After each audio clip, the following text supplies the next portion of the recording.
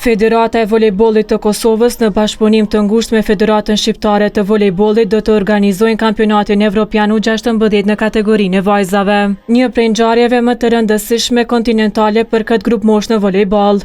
Ky aktivitet madhor do të zhvillohet në Prishtinë nga data 2 deri më 13 korrik dhe vlerësohet si një prej organizimeve sportive më të mëdha që është mbajtur ndonjëherë në vendin tonë. Sekretari i përgjithshëm i Federatës së Volejbollit të Kosovës, Valon Nikshi, thekson se përgatitjet janë në fazën përfundimtare dhe Kosova është plotësisht e gatshme të mirëpresjet kombëtare më të forta të Evropës në këtë garë prestigjioze.